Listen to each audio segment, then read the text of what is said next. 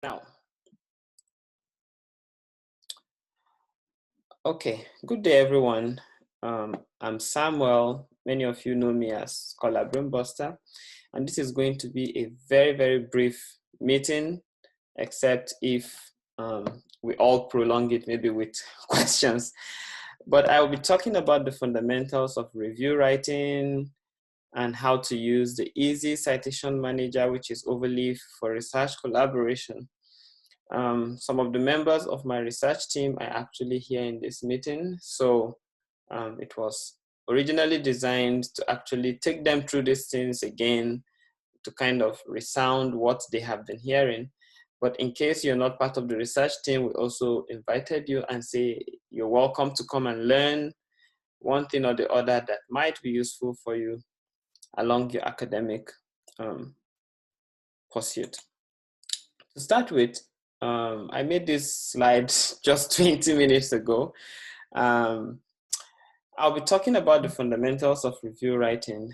So I would say reviews are usually made by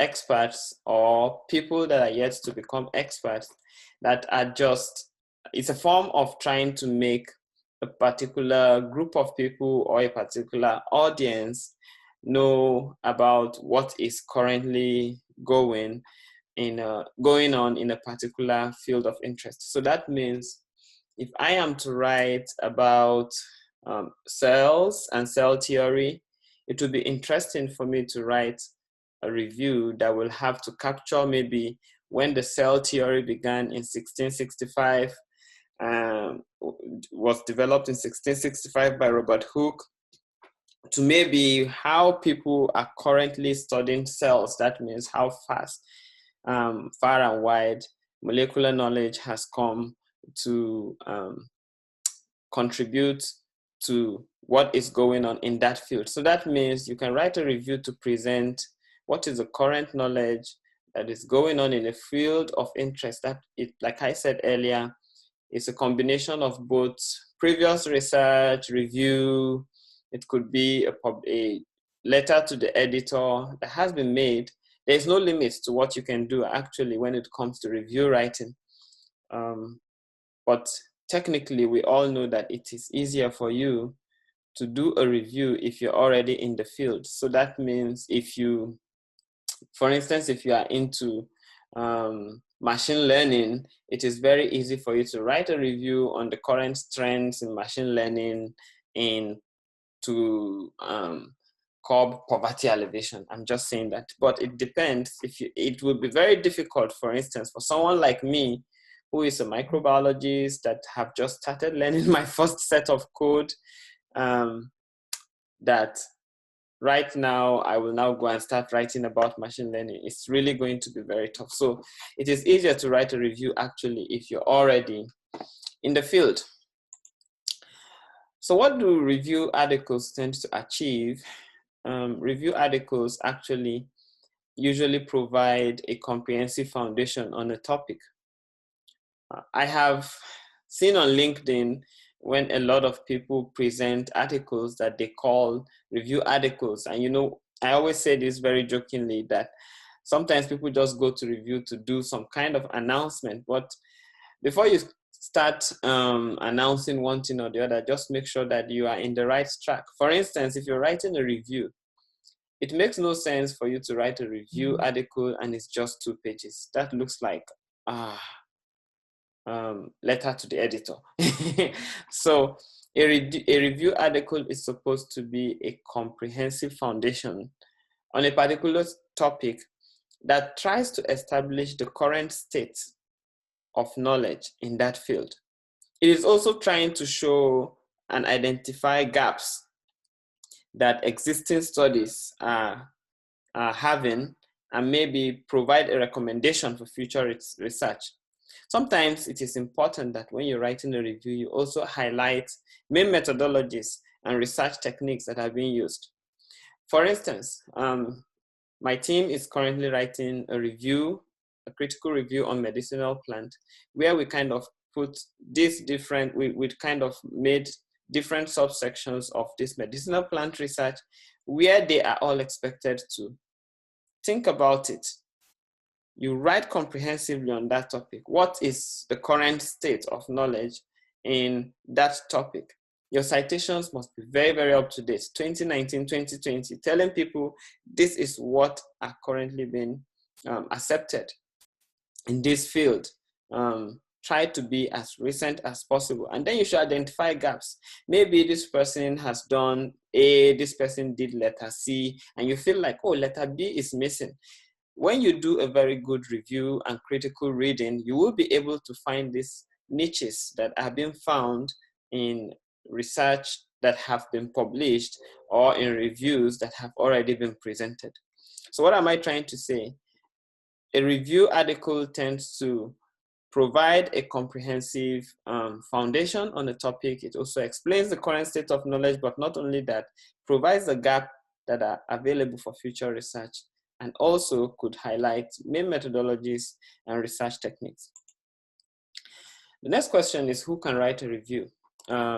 Existing researcher in the field can write a very good review. Usually, they are usually the best review writers.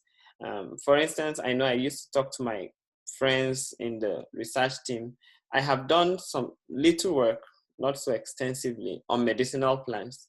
And it is very easy for me to tell when someone is writing something that is interesting and when you're saying something that is not very interesting. So it's very easy for an existing researcher to write a review, or the existing researcher provide a supervised environment where other people can kind of write this review. So new researchers can actually write a review also. I always say this, that review articles are actually incredible sources, and they can be very useful for other researchers to introduce themselves into an existing literature or what is happening in the field at a particular time. So if you're looking forward to maybe dive into nanotechnology and its application in food industry, it would be interesting for you to sit down and do a very broad research through literatures, trying to find out what we talked about in the other slide. What is currently going on? What are the gaps in knowledge? What are the future directions? What methodology we adopted? If you're very curious to go into a particular topic as a new researcher, then you will be able to identify those gaps, and it is possible for you to write a review. So the process of conducting a literature review, like I said, and writing a review is very important to help you get to speed on a topic that you're not familiar with. If I want to write on AI, like I said earlier, as a microbiologist, this will be very tough. But that doesn't mean it's impossible. I can jump into it. And when I jump into it, I will do a lot of my reviews, research what is going on. And after all my research and reviews, I will be able to establish those gaps and publish an article on my findings. Quickly, how to write a review. I quickly got these images from Taylor and Francis because I think I love their review patterns. The first thing to do if you want to write a review is you must know that the review you're going to be writing has to be published somewhere. If you don't have a lot of experience in knowing where to publish this one article or the other, it might really be challenging. And there might be a need for you to collaborate with your supervisor, or as the case may be. So one thing you should know is that if you, what do we say? One thing you should know is that it is possible for you to write a review and not find a particular publisher that will be able to publish your work. So it is important for you to actually check this aspect, which is very important, knowing fully that there is a place where you can publish the review that you're about to write. And also you have to define your scope. You cannot write a review on everything. For instance, we're talking about steps towards optimizations of medicinal plants. It is not possible for us to capture everything. So we have to capture those things that are within our reach that we are interested in writing that review. We can create an update on the review in another review. It's possible to keep letting people know up to date what is happening, but there must be a scope. So the scope is going to tell you how much you can cover within a very short time, and within a stipulated time. And then you shouldn't try to think you can write everything in one review, which is very, very impossible. The next thing you should do is you should find sources to evaluate. What this really means is you should be able to have databases where you will be able to go up there and find information. I always recommend the easiest that is accessible to everyone, and no matter where you are in the world, which is scholar.google.com. If you simply go to, I can quickly use my slide as an example. If you quickly, oh, sorry, I have to stop this sharing and then share my desktop. I have to share my desktop. Let me share this one. Am I share? Can you all see my screen?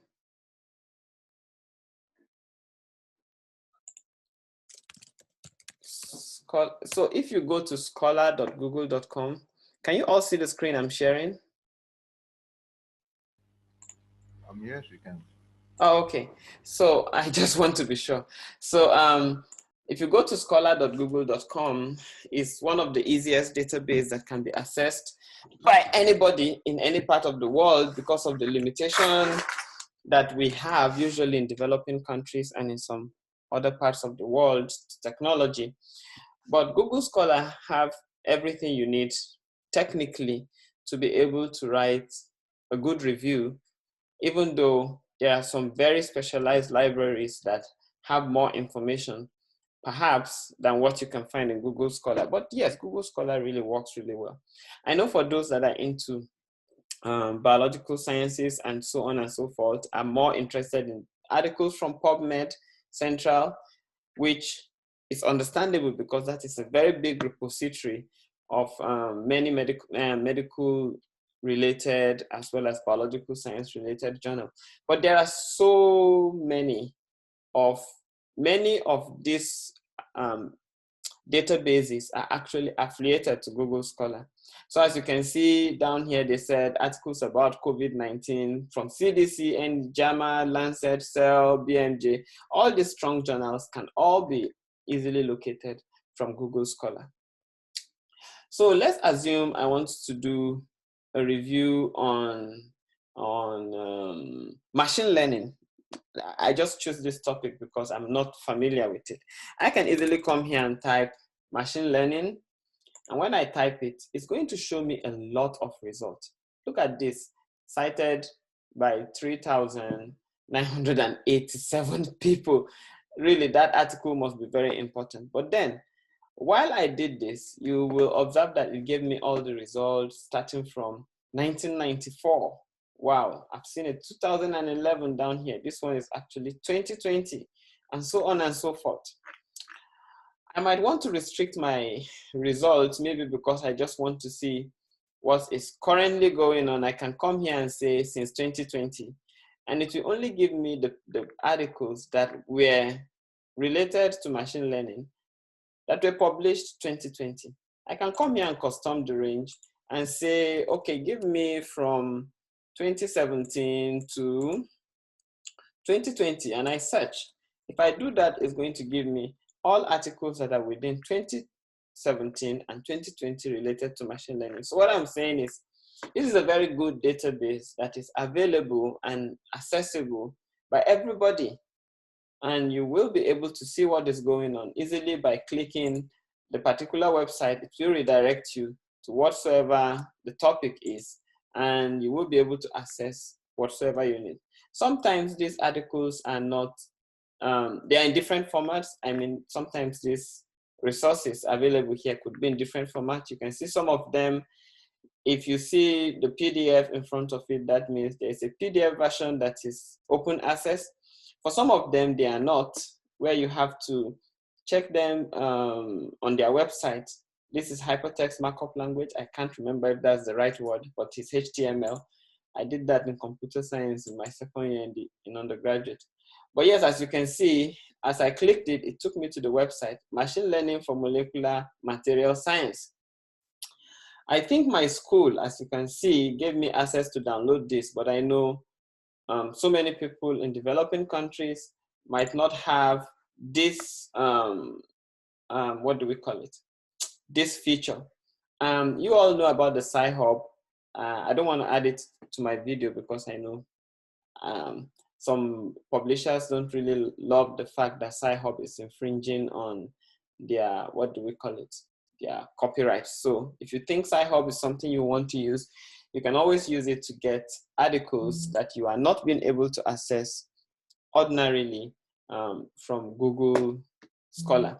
So Google Scholar is very important to me teaching, talking today, because with Google Scholar, I will be able to teach you how to carry out citation using Overleaf. So Overleaf works very easy with Google Scholar, but if any one of you is interested in writing the codes using Overleaf, it is very interesting and exciting. I find it very interesting personally.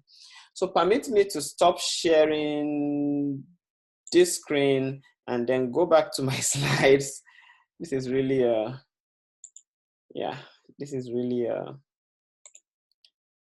difficult thing to do. So can we all see my current slide right now again? Yes. Okay, great. That means we are up and running. So I am back to project my slide. And I think this is where I stopped, where I say you need to find sources to evaluate. That means you must be ready to read. A review is not for people who will just go and copy a little section of a particular work and try to publish it and say, yes, we are up and running. I have written 5 pages. No, you don't do that in review writing. You might even end up reading 4 to 5 articles and you might not write up to half of a page. That means your review is very critical, because you are not just interested in just picking up those informations. You will read the information, you will paraphrase the information in your own word, and then you will duly cite the source which you are using to evaluate your thinking or your topic in that field. The next thing is, it is important to know that you will write your title, abstracts, and keywords. I am very particular about keywords because keywords is what people, most databases use for indexing. So it will not be interesting for you to write a review on machine learning and go and write phytochemical as your keyword, because machine learning and phytochemicals are not even close to each other. So you just discover that when the publishers are going to, in many of these domains, databases are going to be, what do you put it now? Like, I don't know the right word, but when they are going to be storing your article in their database, they will use the keyword phytochemical, such that if anybody is looking for an article in phytochemical studies, they can easily type in phytochemical, and then your machine learning paper will appear. So it is important for you to know that your selection of keywords are very important. Then you need a very good title, depends on what you're writing. At the end of your review, you must have an abstract, which will describe a holistic view of what you have in mind. And then it is important to, just like I mentioned in your, if you look at this title picture, little image I have over here from Taylor and Francis group, they said if there is a contradictory research in your area, make sure you include the element of the debate. You should present both arguments. And when you're done presenting both arguments, you should try to see if you can resolve this conflict using your review, or maybe you provide fresh perspective. I remember in 2017, when I got my first US visa, which I didn't travel with, it was a B1, B2 visa. I wrote a review about the Biafran agitation in Nigeria. And the interesting thing about my review is that I wasn't taking sides. I wrote the school of thoughts that the Biafrans group have, and I also wrote another group of school of thought that the government of Nigeria have. And I'm like, okay, this person is writing this thought. This person is also writing this thought. But I think if both of them come and do this, this could be helpful. So that's what this place is trying to say. So you should be able to identify conflicts. Maybe one person say tannins are very bitter. The other person say tannins is sweet. And you're like, okay, this person in 2018 says it's bitter. The other person said it's sweet. However, there's this new studies that says the sweetness and the bitterness could be as a result of differences in techniques that were being used to carry out the extraction. Yeah, you should be able to do this kind of resolutions of studies when you're doing your what do we call it? Your review writing. And then it is important you make sure your review is critical. Critical in the sense that don't just write on the surface because you feel you should write.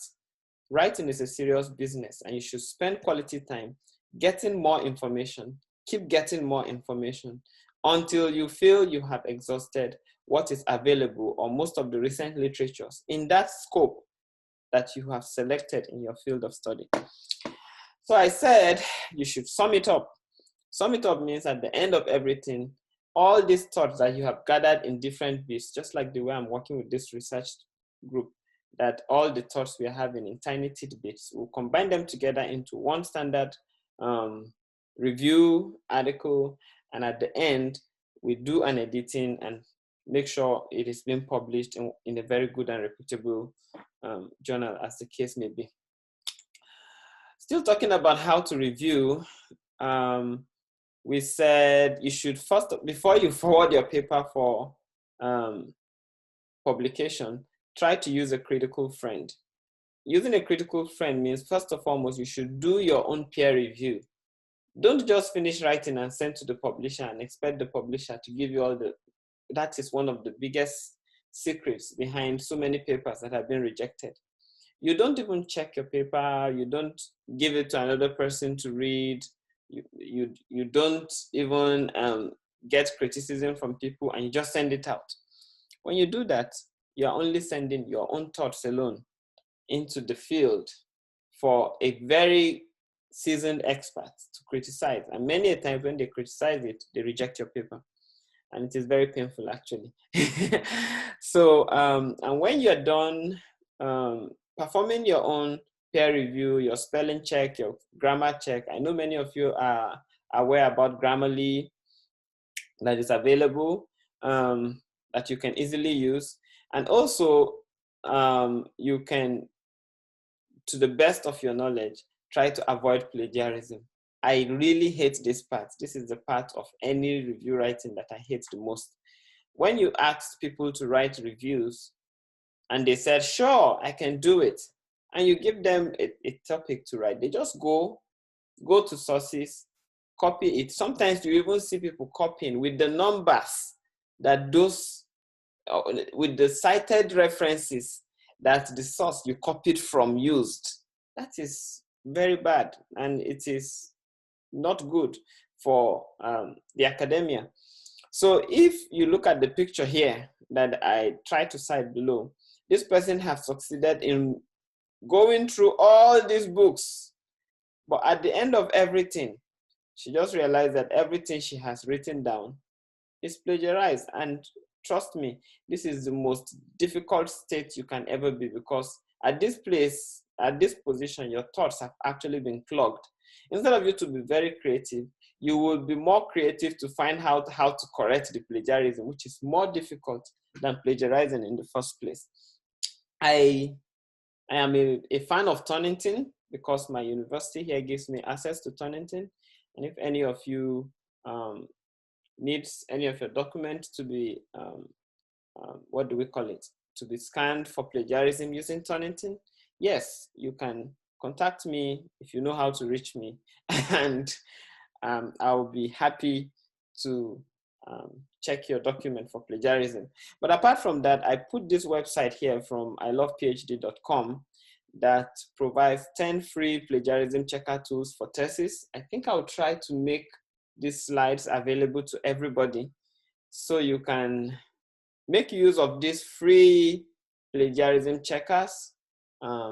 They are really amazing, actually, especially PlagScan and a couple of others, which you can actually use to test your, what do we call it, your article for plagiarism. I know a lot of people that don't have access to, what do we call it, that don't have access to Turnitin, which is usually expensive to get individualistically.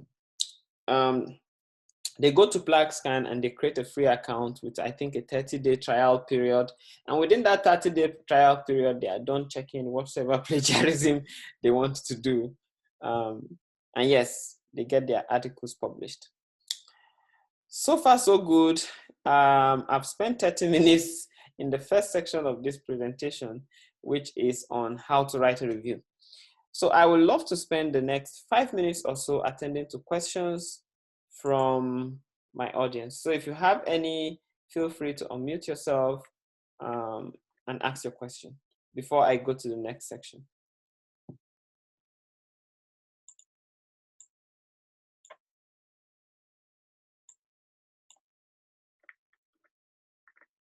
You can also use the chat feature if you feel it more comfortable. Ask your questions through chat. Go ahead. Okay, Israel, you're trying to say something, but your environment is noisy. Okay, good evening, sir. Yeah, good evening. Yeah, I think I want you to go over that plagiarism, specifically how to avoid plagiarism and cite accurately, when going through an article, how to accurately cite and avoid plagiarism. Okay, that is very interesting. Also, I saw a question: is it necessary to make a review article stand out from others? Yes, it is necessary, because if your review article is not standing out, then you're actually doing what someone has already done. Okay, someone said I should make the slide available. Sure, I will. And pardon me, the slide is not very critical enough. It is something I did in less than 20 minutes because I realized it's going to be easier for me to talk about this slide. So back to your question, which you asked about how to avoid plagiarism. Definitely, I think I can quickly do a demonstration on that.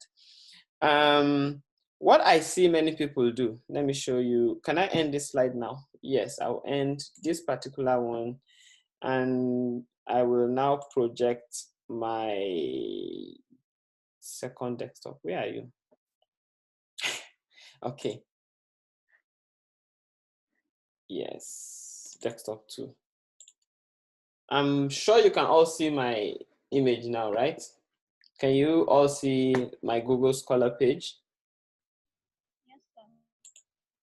Okay, great. I can see some yes, yes, yes. That means we can see it.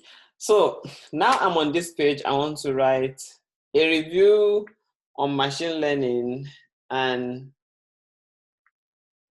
I found this paper, Machine Learning and Applied Econometric Approach. What I know many people do is maybe when they download this paper and they come over here and they are like, let me give you one simple example. They said, familiar estimation procedures such as ordinary least squares already provide convenient predictions where blah, blah, blah, blah, blah. I'm just giving this example. And many people will now do this. They will copy this. They will go to their Microsoft document. Give me a minute. Let me bring up a Microsoft document. They will go to the Microsoft document.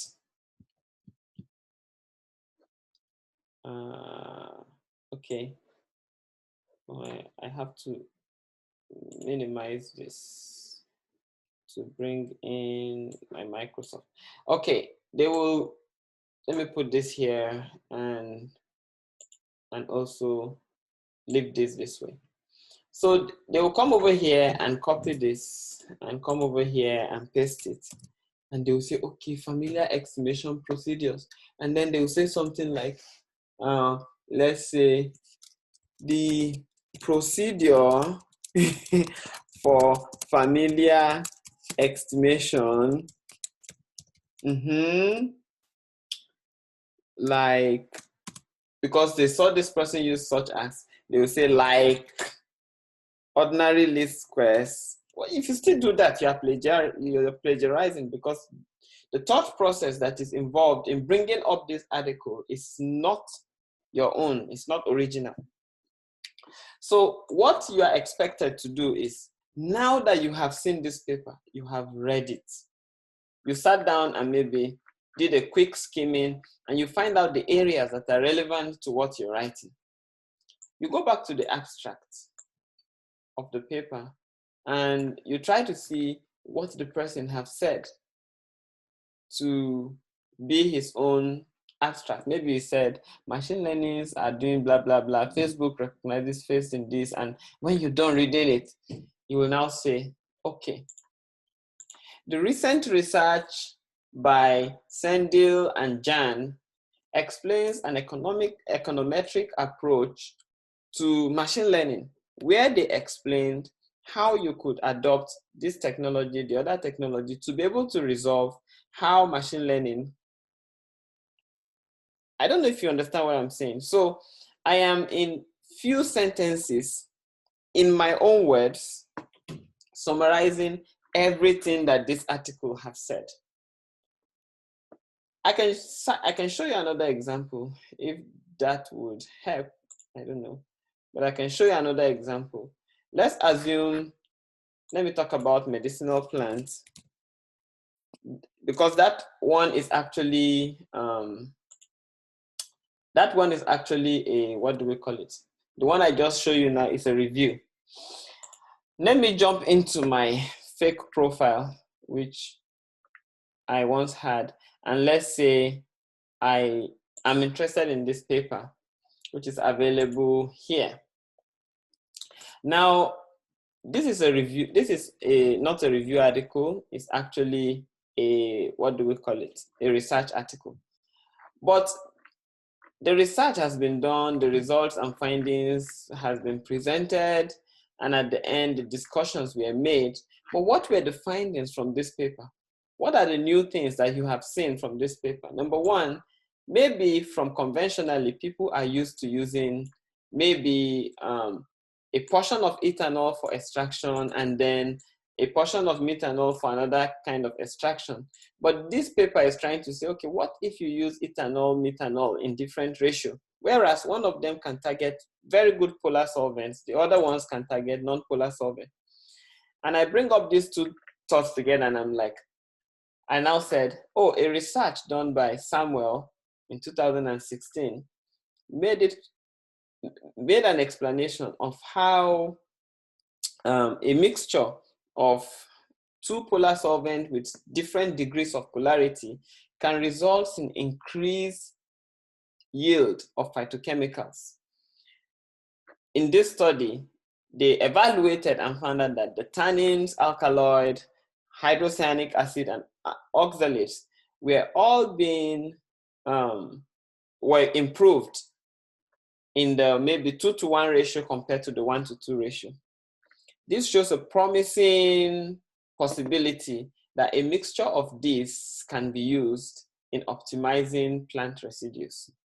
Now, I am talking about this paper without necessarily coming here and say, maybe you come here and you say, Olasimbo et al. Reported that aqueous extract contains flavonoid, and you now say, I love this grammar. Let me pick this one and change it. No, you don't do that. If you do that, you're actually plagiarizing. You should read the article, digest the article, present the summary of the article in your own words if you're actually writing a review writing. I'll stop the share and go back to my Microsoft PowerPoint. So, do I still have any other question? I hope that is clear enough. Okay, yes. Excuse me, please. Yes, I'm with you.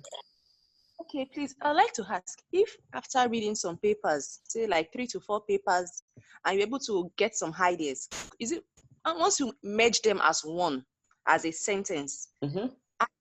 as it naturally, and you now reference like the three of them, like the three papers that you read based on your understanding, you Mm-hmm. wrote them in a reference them.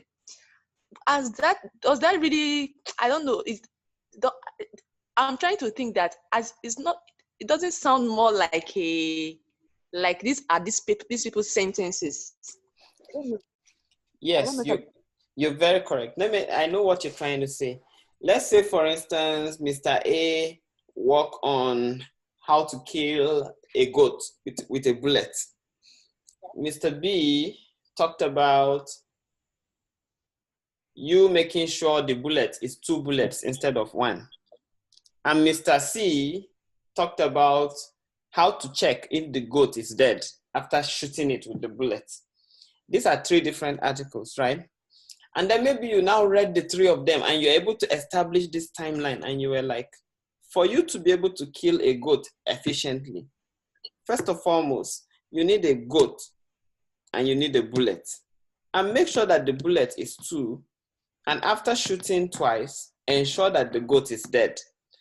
I have been able to put in all the 3 researchers into one line, isn't it?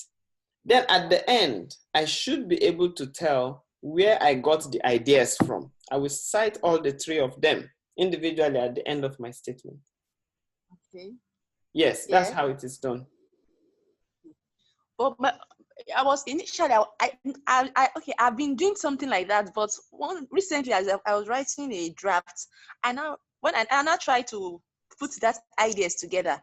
But on a second thought, I now thought of it that if I'm going to put these references, hopefully, if the reviewer goes to check through, he may think that, oh, these ideas are actually different, but your context now is now more of your own idea. Like, but this is not what these people meant. I don't know if I've actually disorganized the thoughts of those, but because I was able to make their ideas into a sentence of a possibility, of a possible solution, kind of. Yeah, I think I understand what you're doing. You see, when writing a review, one thing we don't joke with is creativity, right?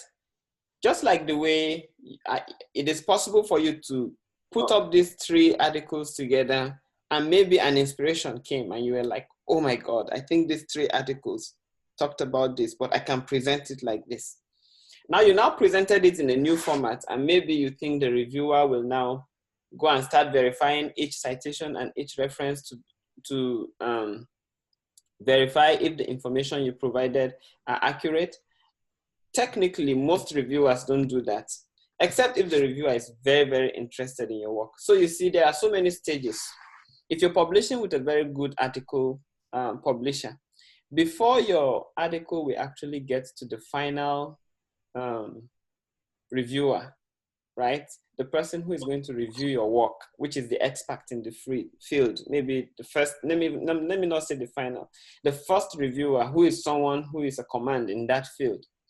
Before it even gets to that first reviewer, it will pass through something we call grammar check, plagiarism check, and structure of the article check. So many times, by the time you're able to pass this maybe first preliminary check, which are usually done by people that are not even experts in your field, such people could be linguistics that have already understood how the structure of the journal should be, and they will compress. They have mastered it so that immediately when you give the paper and it is not in line with the format, they stop it. And you just receive a rejection. It will not even get to the expert that is supposed to read it.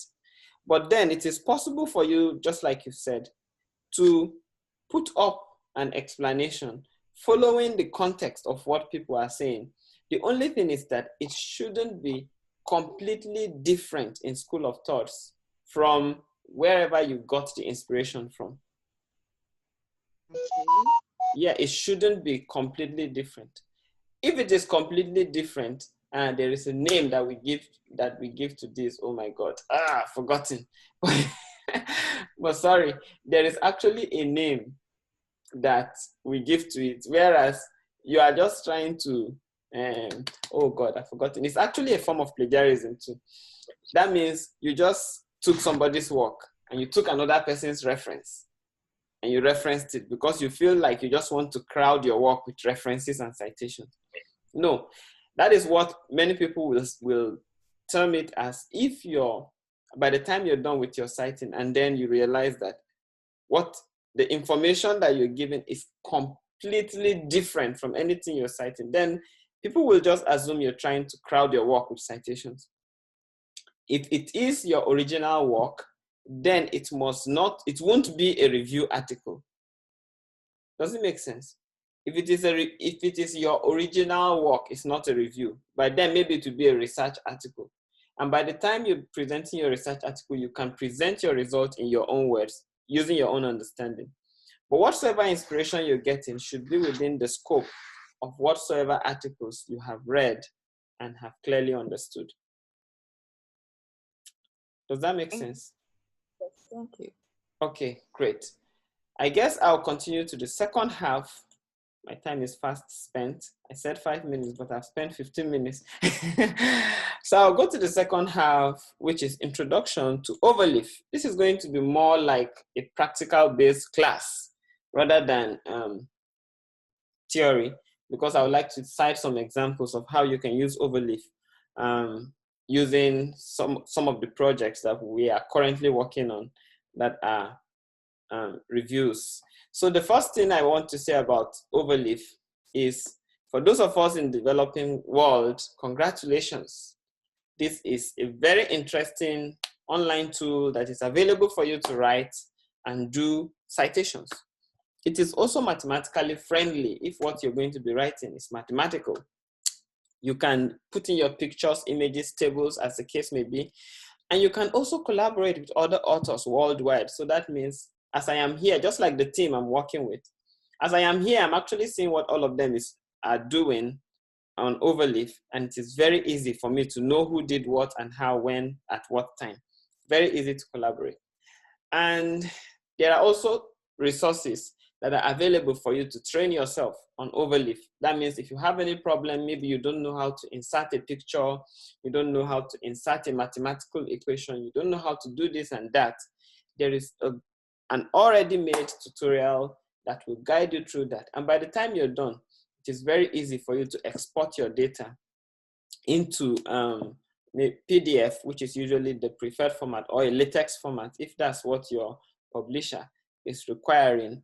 And then, yes, you go ahead with the publication. So I won't go into the very, very complete details of the commands in Overleaf, because I know by the time I will give you this slide, you'll be able to go through these tutorials and learn whatsoever you want to learn. But I would just like to, demonstrate, for the sake of some members of the team who just joined today. I will demonstrate, and also you could find it very interesting that Overleaf is really a very exciting tool, and you can easily work with anything. You can write a thesis or whatsoever form of writing.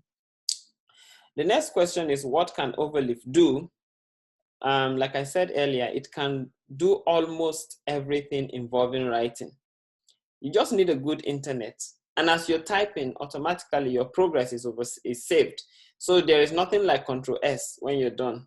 As you're typing, you're doing your editing, you're doing everything. Everything you're typing automatically saved, as long as your internet is consistent. So permit me to end this slide, and I will share again my other screen, which is my desktop. Give me a minute. What am I doing? Which is my second desktop. Share.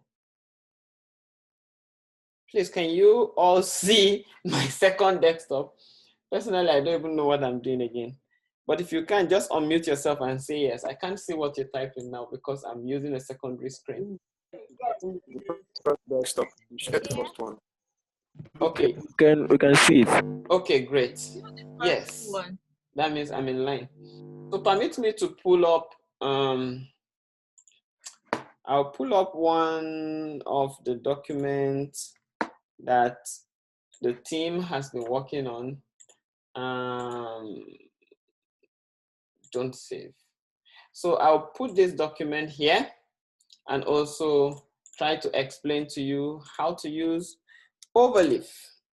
Welcome to Overleaf. So this is my personal Overleaf account. And yes. Sorry. Okay. It's still the presentation, the slide screen I'm seeing. Is it just me? Oh, what can you see, please, everybody? First class Thank you, leaders. first class. The presentation. It's Oh just my thank God. you, first class leaders Thank you, network. first class network. Okay, sorry. Let me end it. That was why I said, can you see my second screen? To the first or second screen. Can you see, what can you see now? Okay, Overleaf. Overleaf. I can see the overleaf now. Aha, great. Okay. If I do like this, can you see my Microsoft Word? Yes. Yes, yes. Aha, okay. Sorry, please. Sorry, I love First Class Leaders Network a lot. Maybe that's why you are seeing it. But sorry for that. So welcome to Overleaf. This is a basic interface you will see when you have created your account with Overleaf, free of charge. So when you want to start using Overleaf, I will demonstrate how to start, despite the fact that I won't use it. You can click on New Project. And when you click on New Project, it's going to ask you what kind of new project are you interested in? Is it blank, example, an uploaded project, or you want to import a project from GitHub? For those of us who are into coding and programming, you can import a project from GitHub and continue working on it here.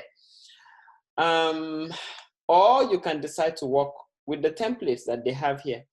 And as you can see, when I say they have a template for any form of writing, you can see templates for academic journal, templates for writing a book, template for writing a formal letter, which is very funny, template for a homework assignment, template for poster, presentation, lab report, resume. You can even build your CV on Overleaf, thesis, and so on and so forth. So Overleaf is very powerful. Honestly, it is. I will give you an example. So assuming I want to do an academic journal, and I already know that the academic journal is from, let's say, Taylor and Francis. If I click the gallery for academic journal, it will show me several templates. And each and every template will be telling you where it came from. Does it make sense? Yes. I hope you can hear me. So assuming I want to publish my article with Physium Journal, I can easily click this. And when I click it, I'll say open as template. And automatically Overleaf will open it for me. And the template that has been opened for me for Overleaf will be something like this. Let me explain to you what this thing simply means. There are several sections on this interface. One of them is very simple, which if you are very smart enough to just go through the letters very gradually, you will understand that most of the things that are showing you on the right-hand side, which is your display, are contained in the left-hand side, which can either be source or rich text. I always love source. I always say this all the time because source is easier for me to manipulate. Now, for instance, let's play with some of this. If I look at this, assuming I haven't even worked with this before, but I came here and here they said, oh, the document class is a Physium journal. I'm not interested in that. And the article type, oh, it's an original article.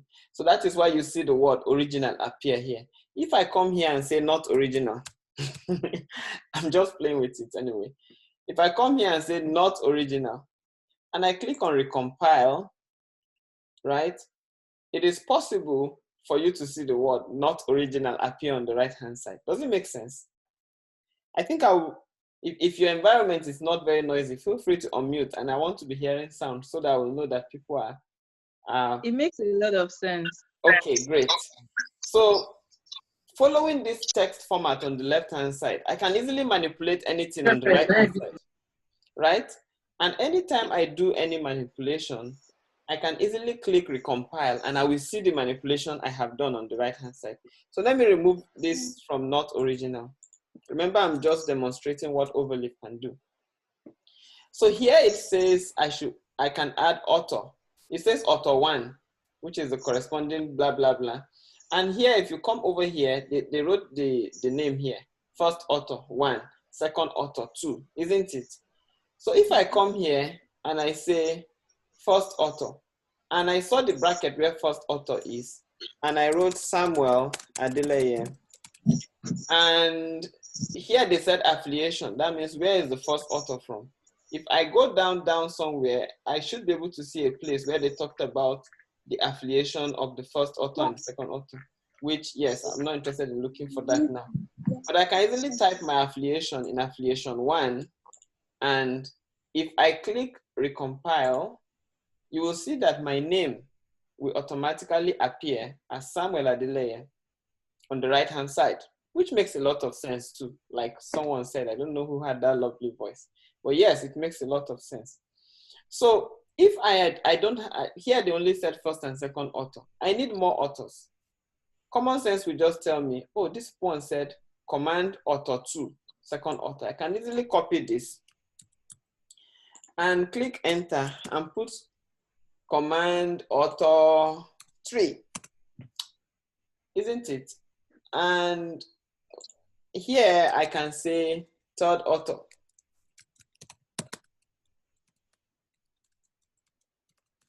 Oh, sorry, no enter. So when I click that and I say third author, technically Overleaf will recognize it and it will add it. Can you see it? And third author.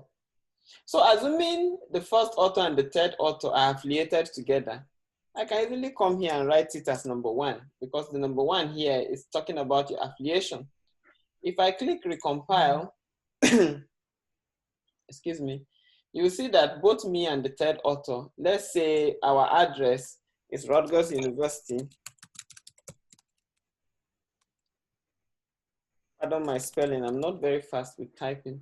If I do that, you discover that the address of the first author and the last author will become Rutgers University. That is simple enough.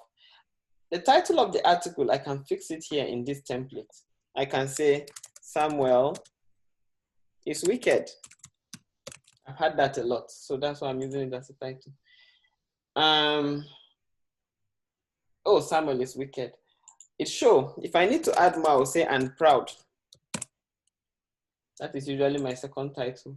So as long as you do any change on the left-hand side, it will be shown on the right-hand side. And all your other editing can be done here, as the case may be. So briefly, by the time I'm done with this, look at what I mean. Oh, I was working and mistakenly, boom. I mistakenly closed the template. I said, oh my God, I'll go back to Overleaf. And when I go back to Overleaf, can you see it? It's already there waiting for me.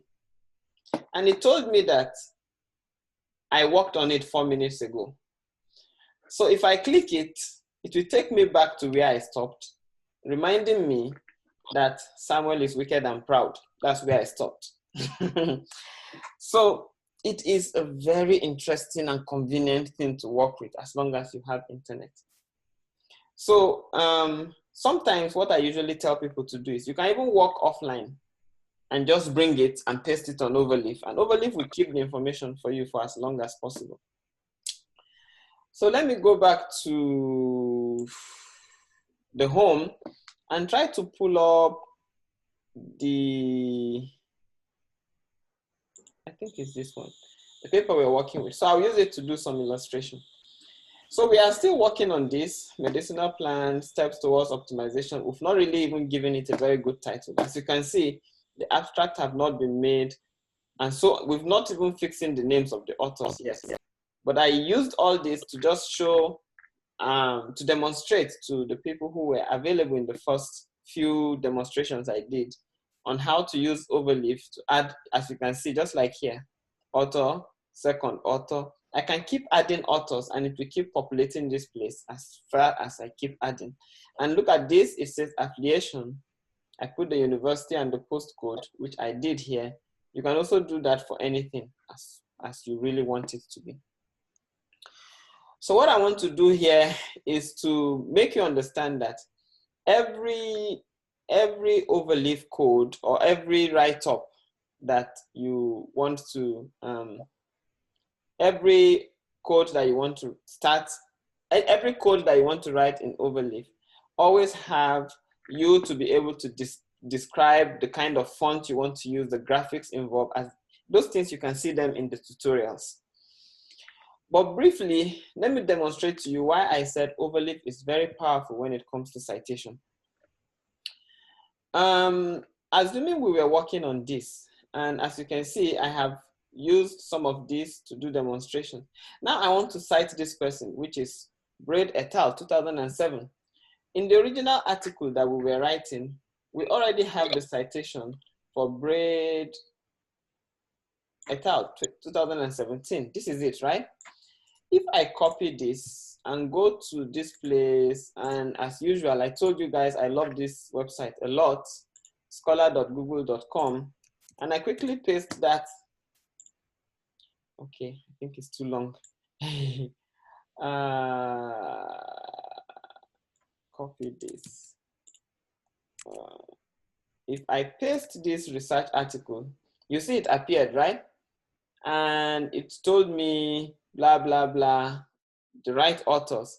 If I click on this sign here that you see that is there, inverted comma, inverted commas, and it will bring up this for me. It will tell me, oh, you want to cite it. What kind of citing do you want? Is it MLA, APA, Chicago, Harvard, Vancouver, and all that? You can easily copy the reference in here if you're interested in that. Or, as I always tell them, go to .bib. Now, when you go to article.bib, it will show you the code that has actually been generated for that article. And usually it depends on where you are publishing that article.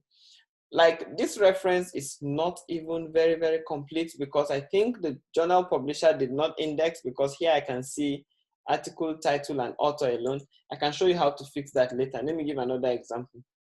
If I go back to Overleaf, and let's say I'm interested in, here is Scala 2006.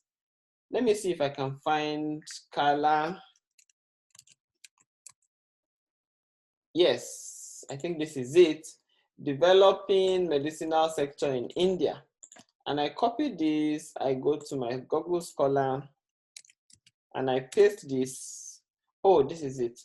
And I check this, and I go to .bib. As you can see, it has already been, all I have to do is just to copy this. Now, in every Overleaf document, there is a file, there are files that are shown on the left-hand side, which are usually, the one that contains your bibliographies or references are usually written as .bib. Like in this case, the name of this file is reports.bib. So anyone that comes with .bib means it's for bibliography. If I click on it, it will show you all the bibliography that we have been doing so far. But I'll just go to the last page. It could be anywhere anyway, but I always like it on the last page. So, and I paste what I copied from Google Scholar, word for word. I just pasted it here. And this is the citation key. Whatsoever you see immediately after the first bracket, the article cited with this citation key, I'll copy it.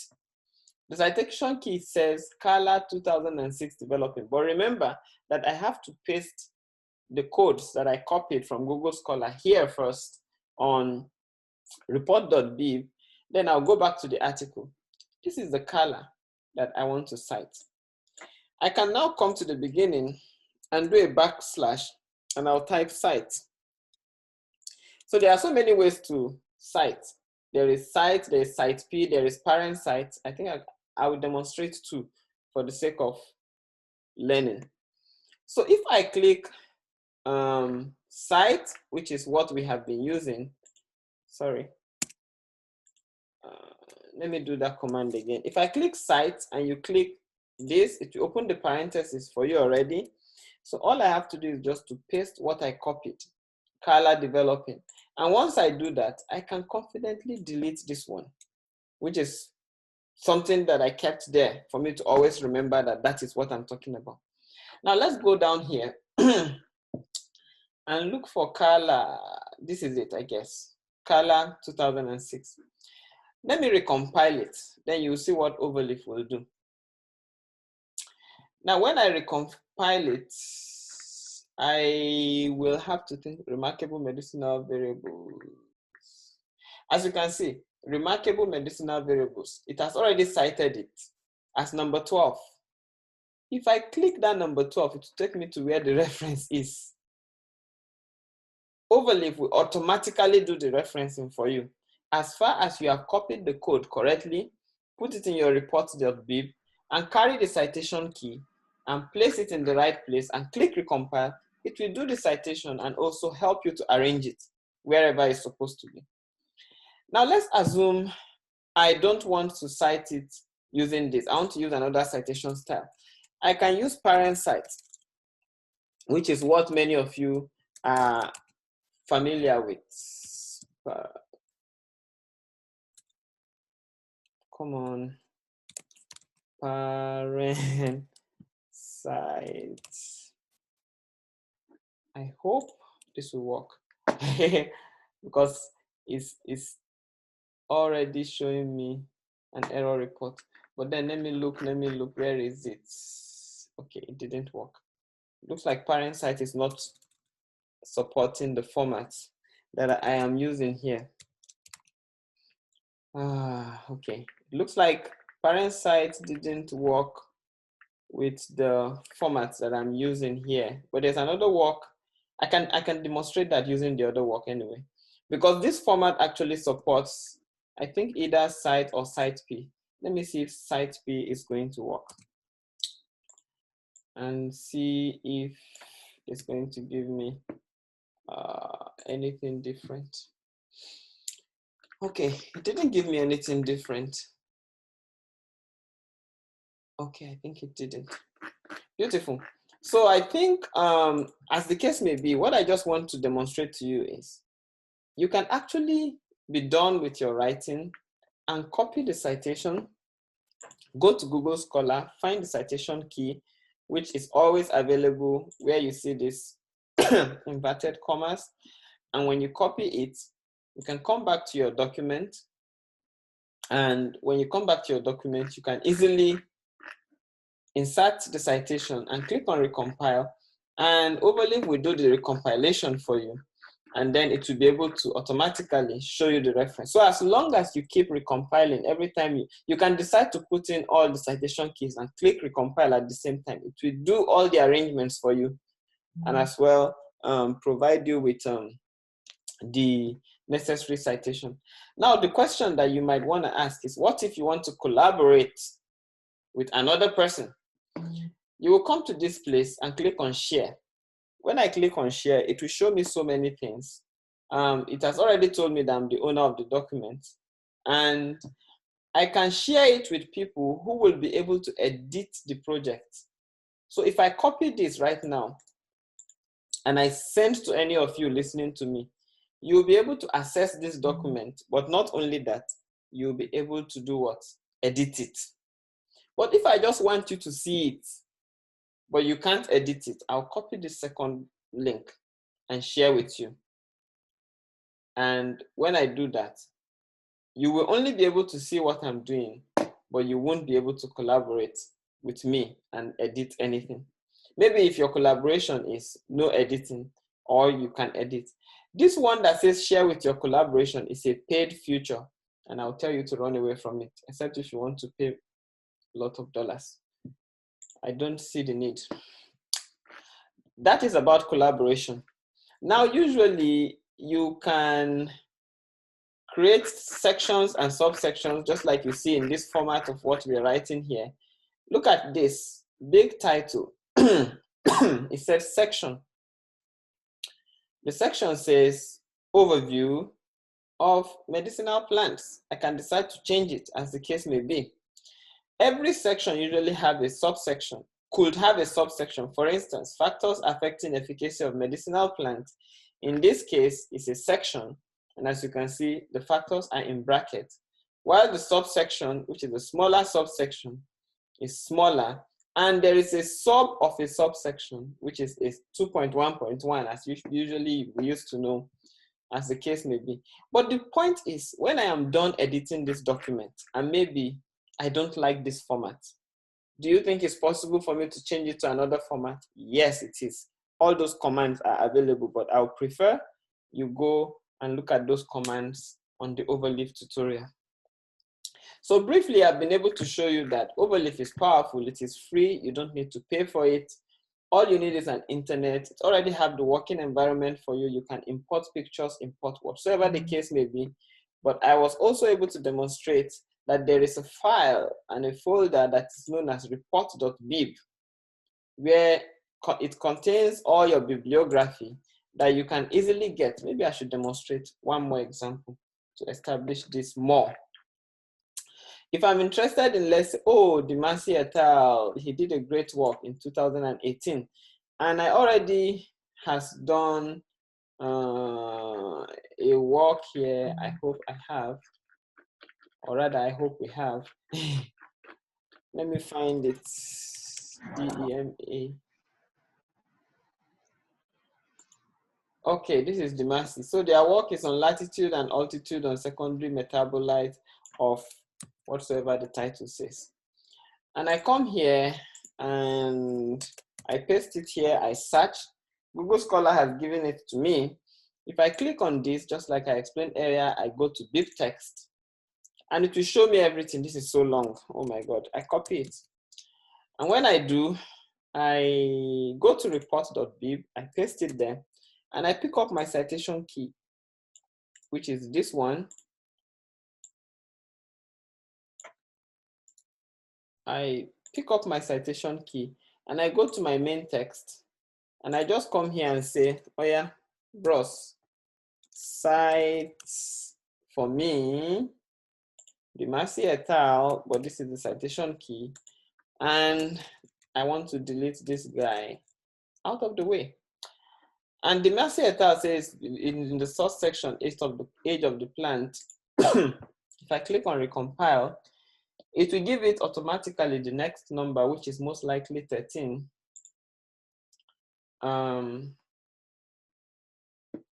Yeah, as you can see, it has given it number 13. And if I click on 13, it already show me where the guy is. So it shouldn't be something you should be scared of.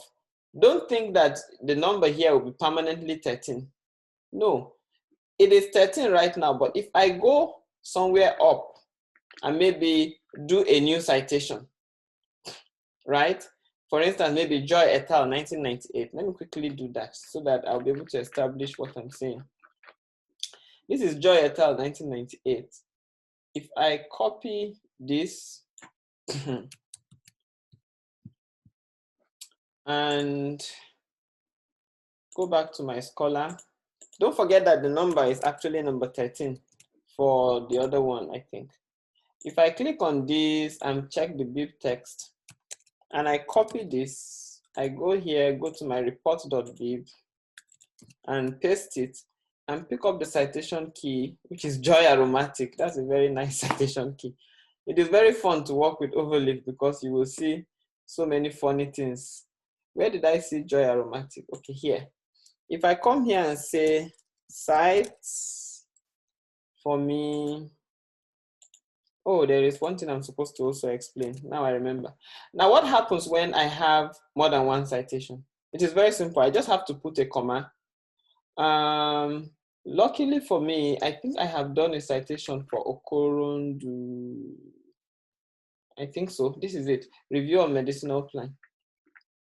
I think we have done a citation on it already. This is it, Okorondu review.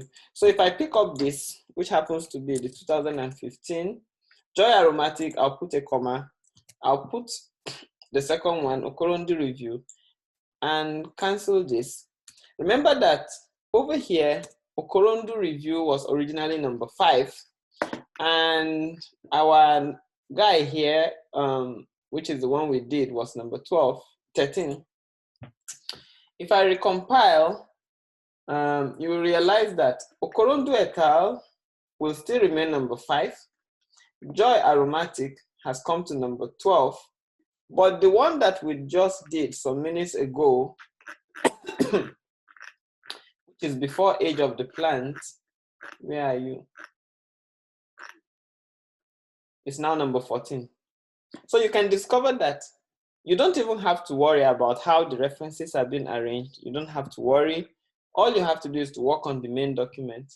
And as long as you do, Overleaf will automatically be doing those reshuffling that many of us struggle to do manually, like I used to do when I was in the university, undergraduate. So Overleaf can actually assist you to achieve this task with little or no effort, actually. So your job in writing a very good review is basically reading.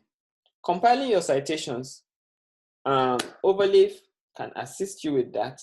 And also compiling your references, Overleaf can assist you. Just keep typing, keep citing, and keep referencing, and your document will be automatically stored. And like I said, if you accidentally lose it, maybe you went off internet, nothing to worry.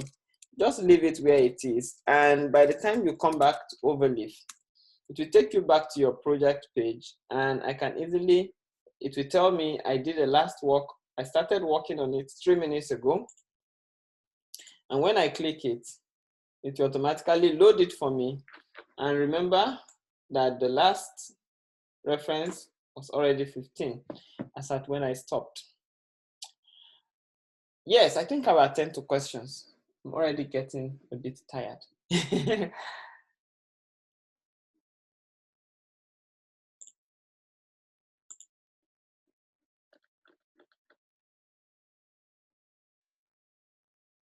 So do I have questions from the audience?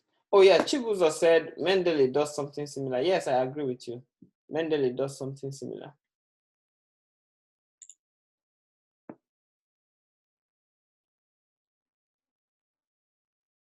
Questions?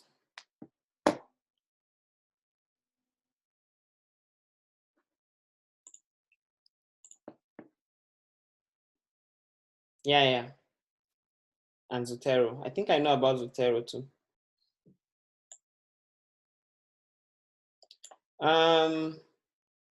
Questions? I will permit me to stop this sharing and share my last screen, which happens to be. Thank you very much, and I will attend to your questions.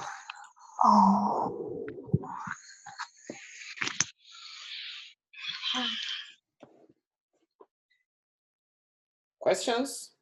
Questions? Questions? Questions? I think I will stop recording at this point.